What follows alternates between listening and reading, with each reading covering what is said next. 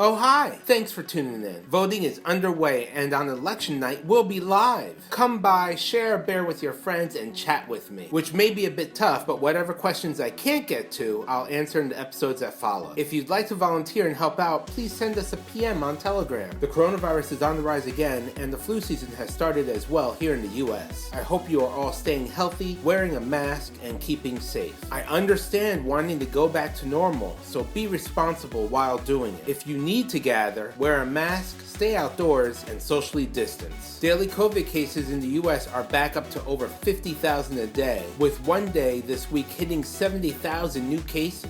The United States has over 8 million of the 40 million cases worldwide. Please stay safe, vote, and hopefully next year this will be better. Instead of doing what could be a good job by putting forth legislation to help the states, giving people economic relief during a pandemic, ensuring that we won't have a homeless crisis, and making sure everyone gets the health care they need, the GOP-controlled Senate has decided to push through a Supreme Court nominee just under 20 days before an election. I could go on about how shady and hypocritical it is of them to do this, when 4 years ago they refused to do the same job for the other party's president almost 300 days before an election, and how the same controlling senator ensured that the last 2 years of Obama's second term in office would be uneventful, his words. I instead will point out that an old talking point trick that they used back in 2016 has resurfaced for this year, and I hope that Americans won't be tricked again. There's an old saying, fool me once, shame on you. Fool me twice, shame on me. Fool me 3 times, and the saying ends there actually. The point was already made after the second time. If it continues, then it's clear that the party that is doing the fooling has discovered that they can continuously fool the other party with no real consequence. It's somewhat tragic too for the party getting fooled. I bring this up because I've noticed that the turtle troll of the Senate, Mitch McConnell, is betting that we won't remember the times he said, "Nobody believes a President Trump would do this. The real issue is that this is a distraction." If that sounds familiar, it's because he had a talking point prepared for everyone from Lindsey Graham to Paul Ryan back in 2016. Trump had very scary plans, and suggesting that we shouldn't take him literally made voters feel better. Well, he did those scary things instead of, doing good. His main jobs were focused on packing the courts with conservative judges and rolling back everything the Obama administration did. Speaking of packing the courts, the GOP is also trying to use the talking point that Biden wants to pack the courts. They've been doing this themselves for the past 4 years and planned it 7 years ago. They admitted on TV, Fox News. Please vote, and please make an educated vote. When I say that, what I mean is learn a little about the candidates so that you vote in your best interest. I can actually name some of the things that I have directly benefited from with my votes. Can you? Is your life better or worse than it was 4 years ago? Has it even changed? If it hasn't improved, it may be time to read up on the people running and decide which vote will do you the most good. If you don't want to do the hard work on it, then take it the easy way out via online quizzes. A good quiz is the site isidewith.com. They go over all the popular issues, and no, they haven't sponsored me in any way, but they can. Go take this quiz and vote in your best interest. If you have a mail-in or absentee ballot, fill it out and mail it out now. Welcome to Woke52, week 41. I'm your national no-beard resistance bear, HilaHila. Every beard is beautiful. Don't listen to those naysayers. Moisturize that fur baby on your face with some bear oil and finish it. Run! Run! It's no beard week. Run!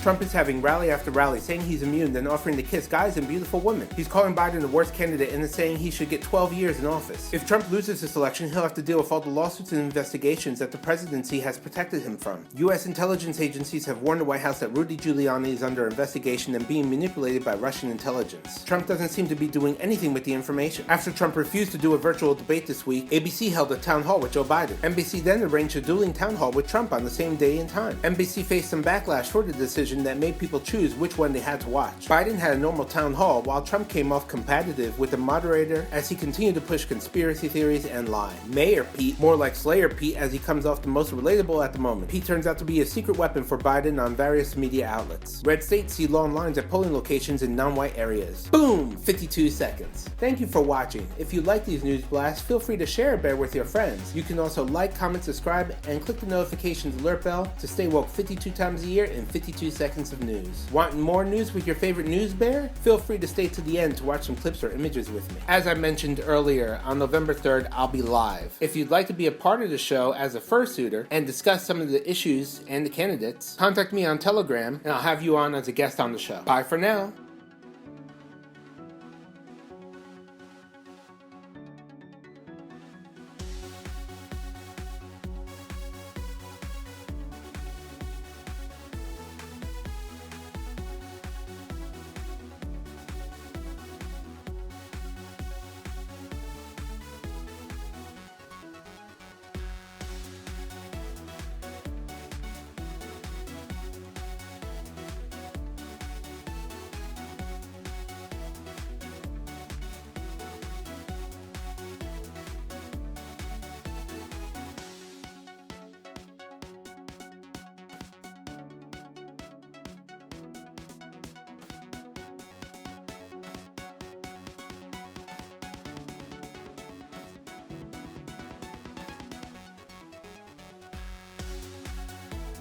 You know about it, right? You know, we're supposed to be way behind until Election Day when all the Republicans go and you're going to have a red wave like you've never seen before. And even the fake news media is saying that we're going to have a wave. We're going to have a wave like you've never seen before, but we're supposed to be way behind, you know, for the first few days. So it just came out. We're leading.